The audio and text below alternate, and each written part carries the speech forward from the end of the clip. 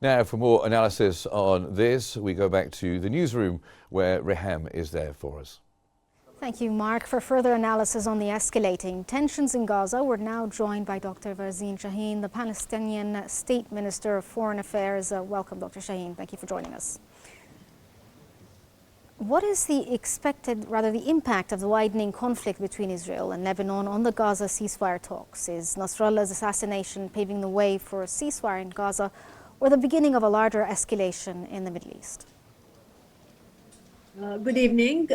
This escalation on the Lebanese front with the ground offensive and the continuing airstrikes with hundreds of casualties so far and the assassination of Nasrallah is all part of a colonialist expansionist ideology of Israel, and this is all taking place in parallel to the one-year already genocidal war in Gaza, and it is all part of the agenda of terrorizing the people of the area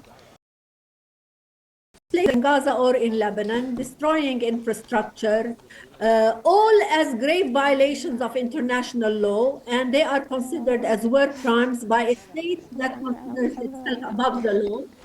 And it's also backed by powers that are greenlighting Israel to continue with its atrocities on all fronts, and using double standards when it comes to dealing with the world at large.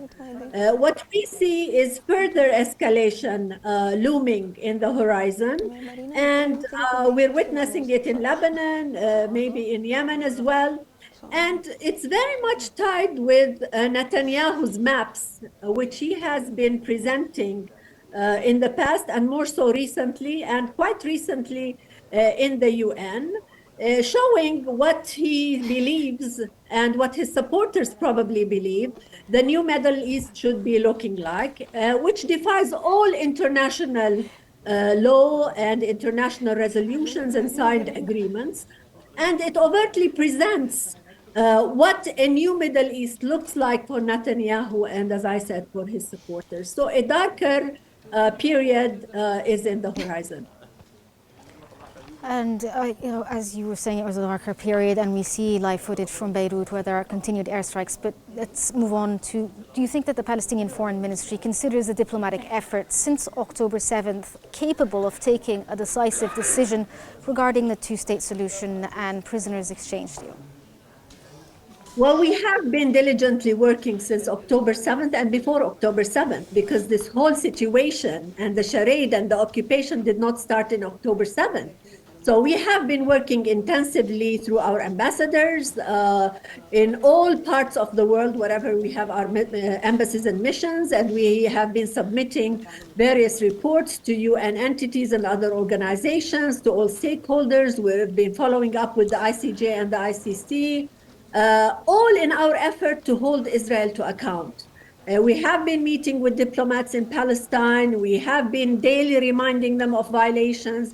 We've been working with the OIC, the Arab League, the EU, the African countries, all the supporters throughout the world, all in an effort to safeguard the two-state solution, because in our perception, it is the only viable solution if we want peace to prevail in the Middle East. And we also have been working on the full membership at the UN, as well as following up on the ICJ. Today, we have more work in terms of follow-up on the ICJ, especially after the two-thirds endorsement of what came in the ICJ by the General Assembly. So our work is continuing 24 hours a day, but we are resorting to international law and international legitimacy, but it is obvious that we are falling short from obliging Israel to comply with international law. Egypt's stance on the sovereignty of the Palestinian state and the two-state solution has been consistent since October 7th. What are the frameworks for the cooperation between the two countries in the coming period in order to achieve the objectives pursued by the Palestinian Authority? Well, our objective is very clear. Our objective is ending the war and having a sustainable peace and realizing the two-state solution. Today, we see a new step at the forefront. We welcome statements by Foreign Minister of Saudi Arabia, who has established this international coalition for realizing the two-state solution. And this has been a very strong message because it tells us that there will be a prominent engagement by Saudi Arabia as a key player, and it will hold, maybe for now, or conditions future normalization. And it's a loud call for the international community to rally behind this initiative and join. And today we have about 90 countries joining this initiative. This is the only path towards peace. If we want peace to prevail in the Middle East, then a state of Palestine has to be established as a sovereign, independent Palestinian state with control over its borders, living in peace and security with its neighbors. Other than that, there will probably not be a peace in the Middle East. Since you brought up the international communities, as the calls for international action continues, what are the states and international organizations, what can they do to pressure Israel to stop the aggressions in Gaza, let alone consider a two-state solution? Well, there are several measures by which the states can pressure Israel. I think the ICJ ruling has delineated several issues we need to take care of. For example, if we talk about settlers and settlements, there are measures that can be taken that would influence Israel in stopping its war and eventually stopping its occupation altogether. The UN is a key player, but the non-compliance with the UN and the American veto are impediments to whatever transpires at the UN level. There are blind supporters of Israel, and the arms are sent to Israel. The United States just recently sent billions worth of arms to Israel, and the objective of these arms is very obvious. It's more killing of Palestinians and killing of the Arab neighbors through aggression of Israel into the neighboring countries.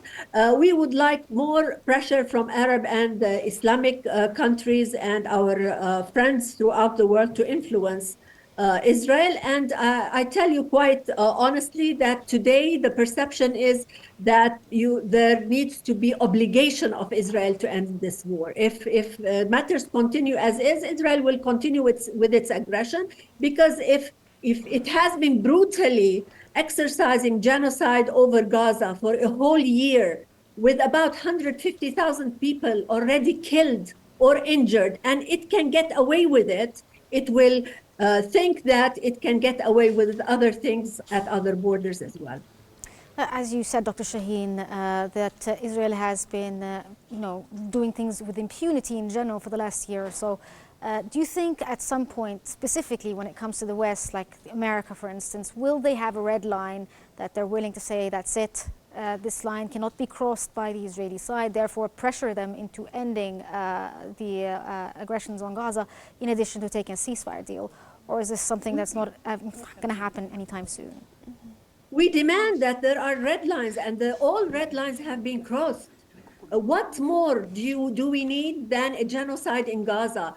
Do we need more brutality than that? We haven't seen anything like what is happening in the Gaza Strip since World War II. What more does the United States need to be convinced that this war has to stop and Palestinians should be freed, and freed once for all?